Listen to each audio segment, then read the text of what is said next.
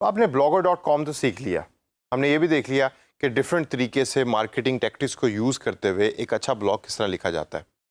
लेकिन एक चीज़ इस ब्लॉग के सेशन को ख़त्म करने से पहले मैं आपको बताना चाहता हूँ कि एक अच्छा ब्लॉग बनाने के लिए चंद टिप्स हैं जिसको आपने जहन में रखना है। तो आइए सेशन के अंदर उन टिप्स के ऊपर थोड़ी सी नज़र डालते हैं और ये टिप्स आप याद रखिए, और जब भी आप अपना ब्लॉग बनाने लगे हैं या किसी क्लाइंट के लिए ब्लॉग बनाने लगे हैं तो इन टिप्स को यूज़ कीजिए ताकि ज़्यादा से ज़्यादा रीच आपके ब्लॉग की हो सके। तो आइए सबसे पहले टिप देखते हैं। सबसे पहली टिप है कि you always have to get ideas from the audience. मतलब आप अपने आइडियाज़ जो ब्लॉग के हैं या अपने जो कंटेंट आप ब्लॉग के ऊपर पोस्ट कर रहे हैं उसके आप आइडियाज़ लें अपनी ऑडियंस से। यहाँ मैं आपको एग्जांपल देता हूँ एप्पल कंपनी की। एप्पल कंपनी का नाम सुना है आपने? आप में से कई ऐसे लोग कि जो ये ट्रेनिंग ले रहे होंगे उनकी जेब में एप्पल का मोबाइल फ़ोन भी होगा। एप्पल कंपनी पूरी दुनिया में काफ़ी अरसे तक मशहूर रही है कि वो अपनी प्रोडक्ट्स बेस करती हैं और डेवलप करती हैं based on the feedback from the customers. यानी कि एक कस्टमर्स फीडबैक दे रहा होता है, लेकिन भाई कस्टमर फीडबैक कहाँ देता है? एप्पल डायरेक्टली आपको तो नहीं जानते कि आप पाकिस्तान में एक शहर में बैठे हुए हैं और आपका फीडबैक क्या है एप्पल को कैसे पता लगेगा? आप अपना फीडबैक लिख रहे होते हैं, पोस्ट कर रहे होते हैं यूट्यूब के ऊपर, फेसबुक के ऊपर, डिफरेंट फोरम्स के ऊपर, और एप्पल के लोग उन फीडबैक्स को पढ़ रहे होते हैं जिसकी बेस के ऊपर अपने प्रोडक्ट को वो चेंज करते हैं, अपने प्रोडक्ट के अंदर इनोवेशन लेकर आते हैं। इसी तरीके से जब भी आप एक ब्लॉग बना रहे हैं तो पहली बड़ी इंपॉर्टेंट टिप है कि आप अपने ऑडियंस से ये पता करें कि ऑडियंस बेसिकली चाहती क्या है और टिप्स लें, ऑडियंस से बात करें। इसी से साथ जो सेकंड पॉइंट है वो भी इसी के साथ अटैच्ड है।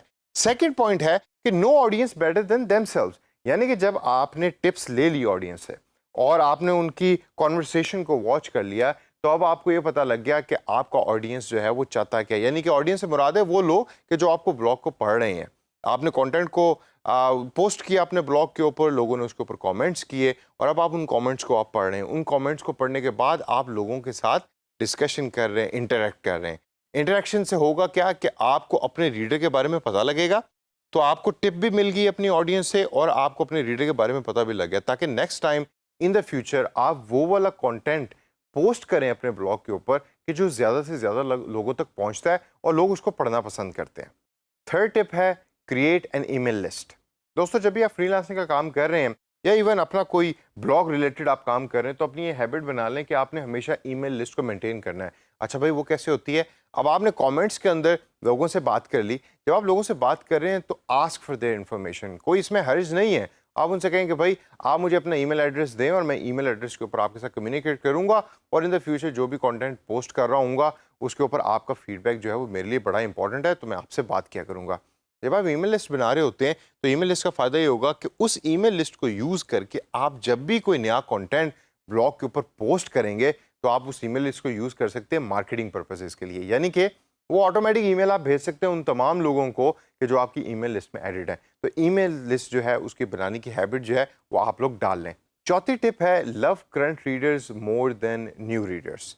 आपने अक्सर सुना होगा कि जो आपका एग्जिस्टिंग कस्टमर होता है वो हमेशा बेहतर होता है नए कस्टमर से। उसकी वजह ये होती है कि नया कस्टमर लेने के लिए आपको पैसे लगाने पड़ते हैं, टाइम लगाना पड़ता है और आपको पता नहीं होता कि नया कस्टमर कोई इफेक्टिव आएगा भी या नहीं आएगा। इसी तरीके से ब्लॉग के ऊपर भी हमेशा कोशिश कीजिए कि जो आपके करंट रीडर्स हैं उनको जहन में रखिए पहले और नए रीडर्स को सेकंड प्रायोरिटी के ऊपर रखें। उससे होगा ये कि जब आपके करंट रीडर्स आपकी पोस्टिंग के साथ या आपके कंटेंट के साथ खुश होंगे तो वो उसको ज़्यादा से ज़्यादा पढ़ेंगे, ज़्यादा से ज़्यादा शेयर करेंगे और जो नए लोग हैं वो ऑटोमेटिकली पुराने लोगों के साथ अटैच होकर आपके ब्लॉग के ऊपर विजिट करना शुरू कर देंगे।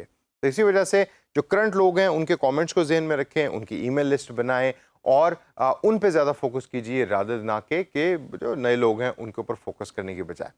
पांचवा जो पॉइंट है वो है finish your blog post on A CTA। मतलब कॉल टू एक्शन जो है कोई ना कोई होनी चाहिए towards the end of A blog. वो बटन भी हो सकता है, सब्सक्राइब का बटन हो सकता है, किसी किस्म की सब्सक्रिप्शन है या ईमेल या कोई इन्फॉर्मेशन आप जो है वो कस्टमर से डिज़ायर करें वो है। अक्सर लोग उसमें क्विज वगैरह भी डाल देते हैं, वो भी आप कर सकते हैं, लेकिन कॉल टू एक्शन बटन जो है या कॉल टू एक्शन ऑपरेशन जो है वो आपके ब्लॉग की हर पोस्ट के एंड के अंदर होना चाहिए। एक बड़ा अच्छा इमेज आता है उससे। अगली टिप है बी ए कंसिस्टेंट पोस्टर। ब्लॉग के दुनिया के अंदर, ब्लॉग की दुनिया के अंदर अगर आप एक अच्छे पोस्टर नहीं है और कंसिस्टेंट पोस्टर नहीं है तो इन दोनों की वेटेज जो है वो बिल्कुल सेम है।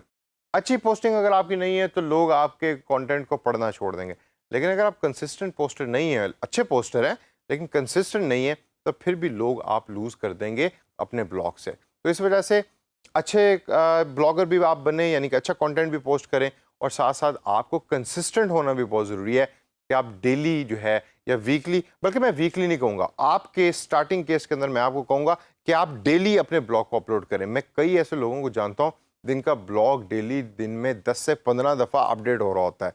उसकी वजह है कि जो उनका यूज़र है ना, वो एग्जिस्ट कर रहा होता है ब्लॉग के ऊपर सारा दिन। तो जब भी कोई नया आर्टिकल वो अपने ब्लॉग के ऊपर पोस्ट करते हैं, तो उनका जो यूज़र है वो उसको जाके पढ़ रहा होता है और ज़्यादा से ज़्यादा क्लिक्स आ रहे होते हैं, शेयरिंग ज़्यादा हो रही होती है। तो इस वजह से अपने ब्लॉग के ऊपर ज़्यादा से ज़्यादा पोस्टिंग करें और कंसिस्टेंट पोस्टर रहें। जो भी आपका प्लान है, स्टिक टू दैट प्लान, ताकि आपके क्लाइंट को भी पता हो कि आप क्या कर रहे हैं और आप भी इन द फ्यूचर जाके एक अच्छे ब्लॉगर बन सकें। अगली जो टिप है वो है ऑफर रियल वैल्यू। जब भी आप कोई चीज़ पोस्ट कर रहे हैं, उसको बिल्कुल एक हवा में पोस्ट ना कीजिए। हमेशा देखिए कि इसको पढ़ने के बाद क्या कोई वैल्यू रीडर जो है वो इससे ले रहा है। फॉर एग्जांपल, आपने कहा कि जी top 10 most expensive cars in the world, ठीक है। अब most expensive cars in the world को जो पढ़ने वाला रीडर है वो वही होगा जिसको गाड़ियों का शौक है। और ये बेताशा लोग हैं जो इस तरह की ब्लॉग की पोस्ट के ऊपर क्लिक भी करते हैं। आपको फेसबुक पे भी इस तरह के लिंक्स मिलते होंगे। तो जब भी आप कोई चीज़ ब्लॉग पे पोस्ट कर रहे हैं तो उसकी वैल्यू हो। अक्सर आपने देखा होगा कि हम में से काफ़ी ऐसे ब्लॉगर्स हैं कि जो डिफरेंट कोटेशंस जो है वो पोस्ट कर रहे होते हैं अपने ब्लॉग्स पे। जैसे जैकमा है, अली बाबा का ओनर, तो उसकी बड़ी अच्छी अच्छी कोटेशंस जो हैं वो पोस्ट हो रही होती है ब्लॉग्स के ऊपर, तो एक बड़ी अच्छी वैल्यू मिल रही होती है, विजडम मिल रहा होता है एक बहुत बड़े एंटरप्रेन्योर से। तो इस तरह का पोस्ट करें कंटेंट कि जिसकी एक अच्छी वैल्यू यूज़र के लिए या ब्लॉग की रीडर के लिए हो। इससे अगली टिप है मार्केट द ब्लॉग। बड़ी अच्छी हैबिट है, आप पेड तरीके भी से भी कर सकते हैं, अनपेड ऑर्गेनिक तरीके से। अगर आपको कंटेंट अच्छा तो ऑटोमेटिकली हो रहा होता है, लेकिन आप डिफरेंट मीडियम्स को यूज़ करें, फेसबुक को यूज़ करें, ट्विटर को यूज़ करें, गूगल एडवर्ड्स को यूज़ कर सकते हैं आप। blogger.com के अपने जो पेड मार्केटिंग उसके जो टूल है उसको यूज़ कर सकते हैं और अपने ब्लॉग को मार्केट कर सकते हैं। और जितना ज़्यादा आप अपने ब्लॉग को मार्केट करेंगे, उतनी ज़्यादा इसकी रीच बढ़ेगी, और रीच बढ़ने के साथ साथ क्लिक्स आपके ब्लॉग के ऊपर ज़्यादा होंगे, और यही चीज़ फिर इवेंचुअली कन्वर्ट हो जाती है कंटेंट मार्केटिंग के अंदर। यानी कि आपने कंटेंट बनाया, अब आप उसकी मार्केटिंग कर रहे हैं और उसकी मार्केटिंग करके आप उसके ऊपर पैसे कमा रहे हैं। सेकेंड लास्ट टिप है spend time on choosing images. मैं दोबारा रिपीट करता हूँ, spend time on choosing images. ये जितना भी ज़्यादा आप इसके ऊपर एम्फेसिस डालें वो कम है। जब भी आप ब्लॉग बना रहे हैं, ब्लॉग की एक अच्छी खसूसियत ये होती है, एक अच्छे ब्लॉग की, कि उसके अंदर जो कंटेंट बड़ा खूबसूरत तरीके से प्रेजेंट होता है और उसके अंदर इमेजेस बड़े प्यारे प्यारे होते हैं। तो हमेशा जब भी आपने ब्लॉग बनाना है तो इमेजेस जो उसमें आप डाल रहे हैं वो रेलिवेंट हो और वो क्लियर इमेजेस हों। क्लियर इमेजेस होंगे क्योंकि ज़्यादातर हम में से ब्लॉग की जो पोस्ट होती हैं, लोग पढ़ते बाद में उसको स्किम थ्रू पहले करते हैं, ऊपर नीचे स्क्रॉल डाउन करके। तो अच्छे इमेजेस होंगे, उसकी अट्रैक्शन ज़्यादा होगी ब्लॉग पोस्ट की। और लास्ट पॉइंट है become a Panchi title hero.